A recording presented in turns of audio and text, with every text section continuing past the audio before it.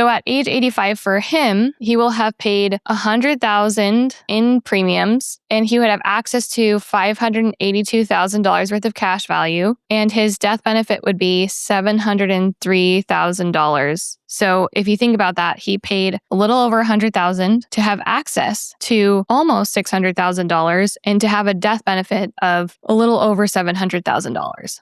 I mean, that's a screaming deal. He basically took $1 and turned it into $5, almost $6.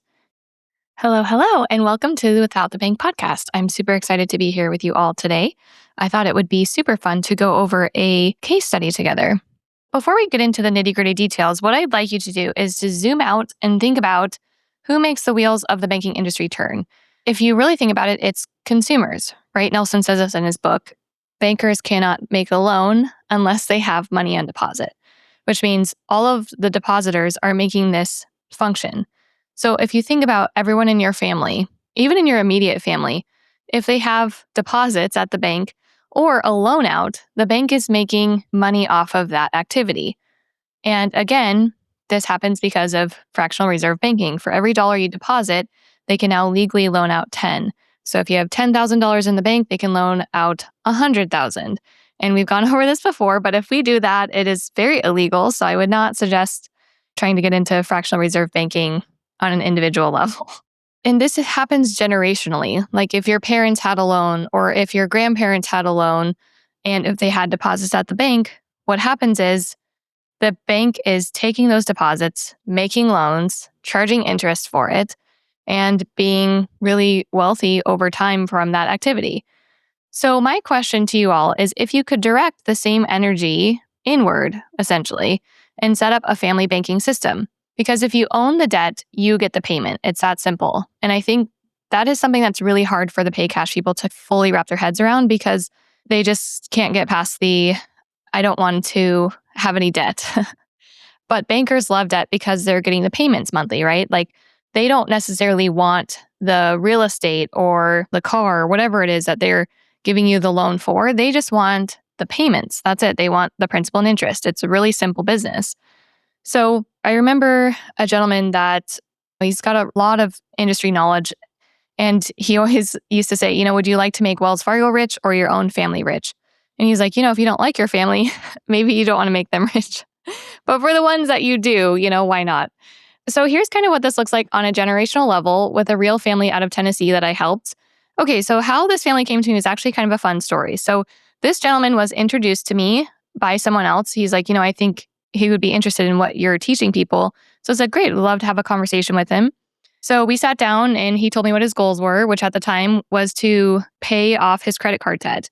And he was like, I really think this is going to be a life changer for my family. And I really would love for my dad to get involved as well. He ended up getting a policy first. He was in his young 20s at the time. And he was married and had a kid. And it took his dad a really long time to come talk to me. I think because he had been burned before. So his dad's story is that he owned a farm and he did farming every single year. And it was pretty lucrative until it wasn't. And essentially, the year before things turned sour, he had told his banker, like, hey, I think I'm going to stop farming. And the banker talked him into one more year. I wonder why. And essentially, he wasn't able to make those payments. So things went on a downhill spiral for him. And financially, it hit him really hard that he had to make up for what he had lost. And then on top of that, he had asked his previous agent if he could do infinite banking because he came across the concept. He read the book. And his agent told him, no, you can't use your policy like this. Again, I could see why he was suspicious to come have a conversation with me. And he told his son, like, hey, you start this. And if it works for you, then I'll have a conversation with Tarisa. So it worked. He used his policy. His son used his policy to pay off some credit card debt. And I will preface this with, I would not recommend doing that if you don't have discipline. Like pay off the credit card debt first so that you can build the habit. But his son had the habit. He was like, I told him, I was like, this can go wrong if you don't stop using your credit cards and stop accumulating debt in a way that's not beneficial to you. He's like, I understand. I will make sure that I follow this to the T and I'm not adding on to that. So moral of the story, he gets started. His dad comes to me. I show him how the policy works. I show him some different options to look at. And he moved forward. And eventually they asked me to come to their town in Tennessee to come and tell their community about this. So I flew out, and I don't really get uncomfortable often in front of people. And I was in a room full of, I'll just set the picture, a room full of farmers. And here I am, little cute brown girl in this like dress, because I was like, oh, this is a professional event. I'm going to make sure I look nice. Everyone showed up in like jeans and a t-shirt. So now I know how I probably should have dressed. In any case, that was the quietest room of people I had ever spoken in front of. And I like to crack a few jokes here and there just because life can be serious enough. We got to find something to laugh at. So anyways, I went out, I talked to them, and it was the quietest room of people I had ever spoken in front of. And I was like, man, I felt a little uncomfortable, but that's okay. You know, we're here to share the message. So what was fun is that we went over their particular story in their town. And that's what I'm going to go over with all of you guys. Fast forward a few years, and now we have grandpa insured, son insured, grandson insured, and the son's wife. So we weren't unfortunately able to get insurance on the grandma due to health reasons, but that's essentially how their family system is set up right now. And this is going to be a fun case study of infinite banking at a family level. So for the sake of this, we are going to take each policy out to age 85, just so that you can see how these policies perform over time. And the dad started in his 50s. So I think a lot of people like wonder that, well, is it too late for me? Am I too old? And the answer to that is no. As long as you're insurable, you're good to go, essentially. So the cash value portion of it works really similarly if you're starting in your 50s versus your 20s. The only difference is the level of death benefit that you're getting. So obviously, if you have a 50-year-old and a 20-year-old and they're each paying $10,000 a year in premium, the 20-year-old is going to have more death benefit for those dollars compared to the 50-year-old. And that just makes sense. So you're not too old as long as you're insurable, and you can only find that out if you go through underwriting. So in this example, we will go over the total premiums paid, the amount of cash value at age 85 for all parties. And this is considering that there are no additional paid up insurance premiums going into the policy at all. So it's essentially just scheduled premiums, if that makes sense. So if you're new to infinite banking, paid up additions is the rider that we put on the policy to make sure that you have access to the majority of your cash value immediately. And you can overfund, meaning you can pay more premium inside of your policy, and that just makes it more efficient. It grows more, and you have more cash value. Just like if you were to put additional money in your bank account, it would just have more money. So it's that simple. Let's get into this. I'm going to pull this example up. And what's really neat about this is now going to be 3 generations worth of coverage. And that's especially important because a lot of wealth does not go past the 3rd generation. So if you teach your family good stewardship, if you teach them how to use these policies, if you share with them the importance and enroll them in the education that needs to follow for them to be successful in this, like, we can make money last more than the 3rd generation. And I think that should be the goal. Okay, I'm just going to round up for the sake of this example so you guys don't have to hear me long-winded on the numbers. We're going to start with the 1st generation, the grandpa. He started a $20,000 a year policy.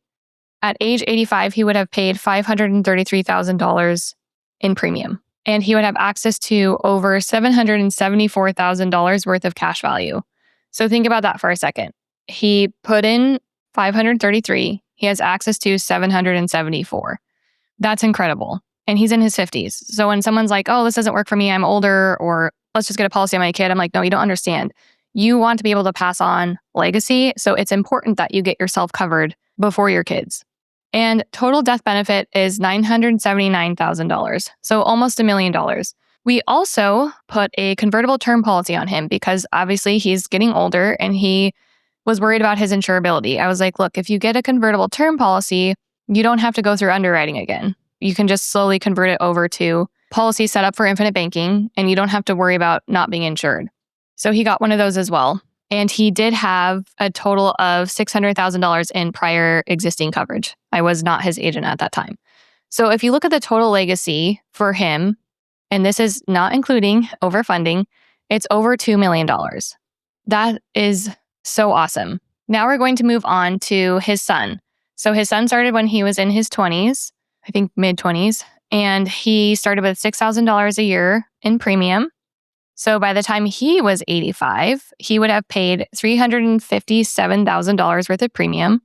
He would have access to $1,167,000 worth of cash value. Now, here is the benefit, obviously, if you get started sooner. And his total death benefit was a little over $1.4 million. Obviously, I'm a numbers gal. I think we've all gathered this. But this is what really stood out to me in reading Nelson's book was what you're paying for and what you're getting is so incredible. If you put $357,000 worth of cash into a bank, it's not going to give you 1.1 in cash value.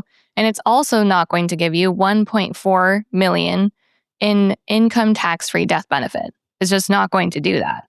So when we're talking about places to store money, this is why I'm always saying a properly structured life insurance policy is one of the absolute best places to do it. So now we're going to go on to the grandson.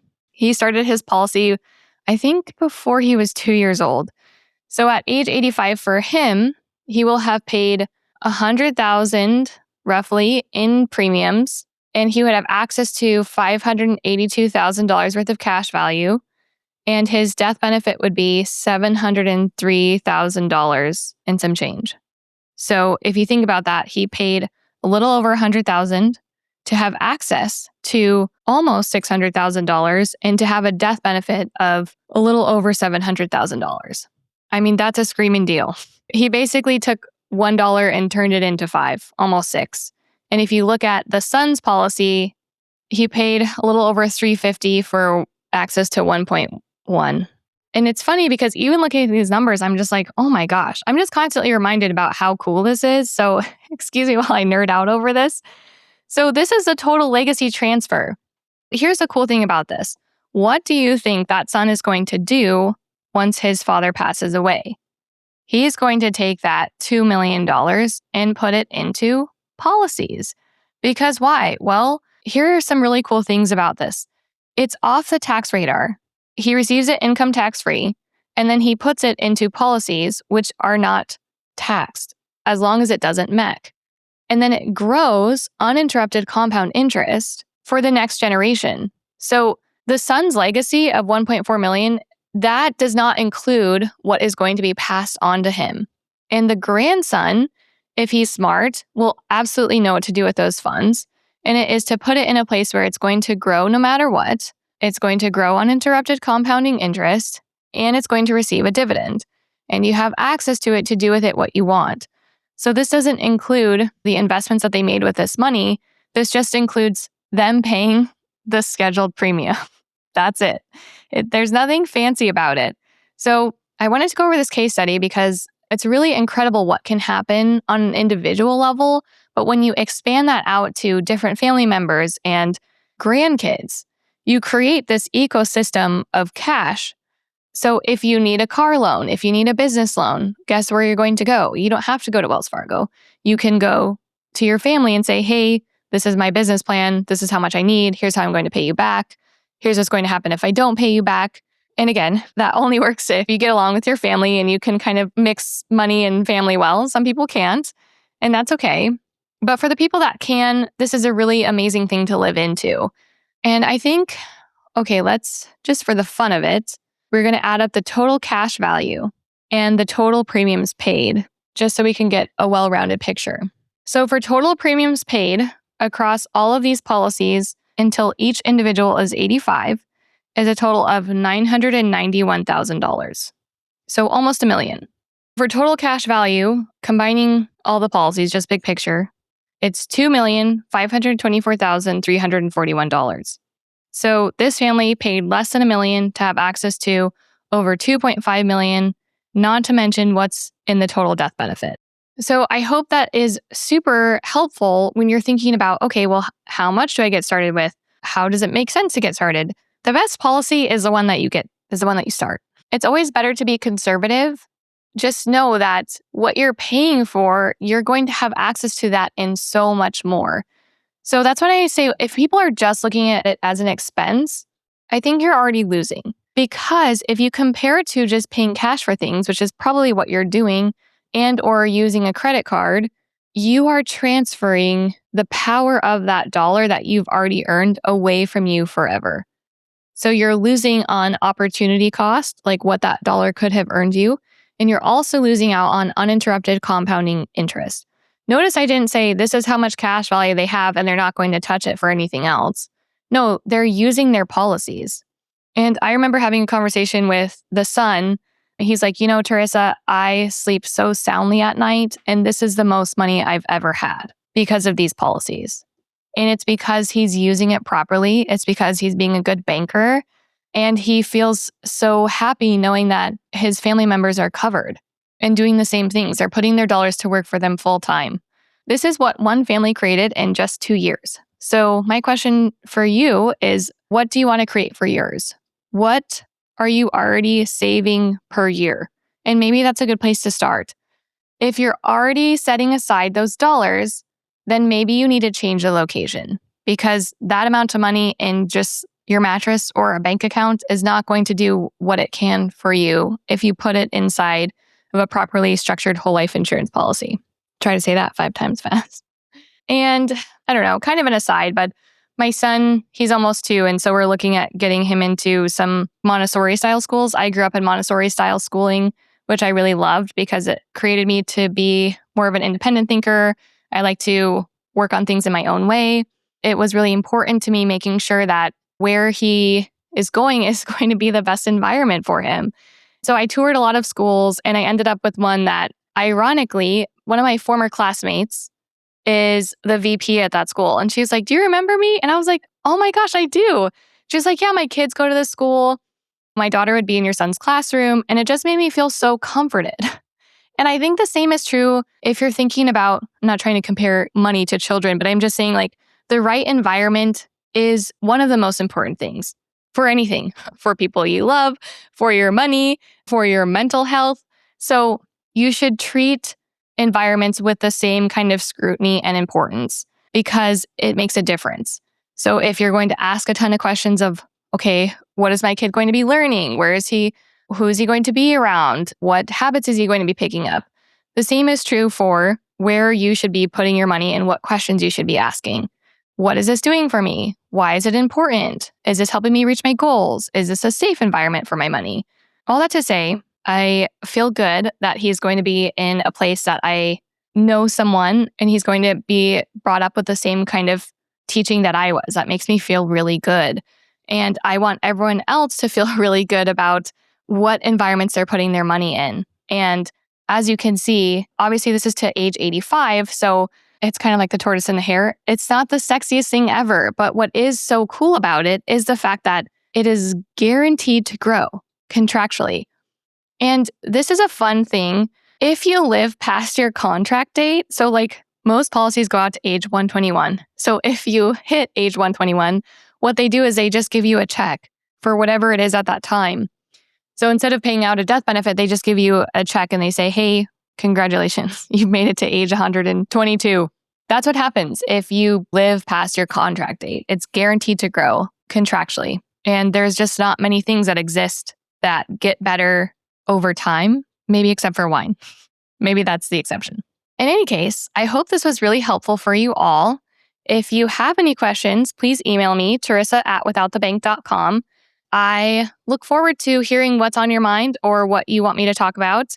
And I will say, if you found this valuable and you happen to have 1 or 2 minutes left after listening to this, please send it to someone that you care about and write us a review on the podcast. That would mean a lot to us. All right. Thanks. Have a great day.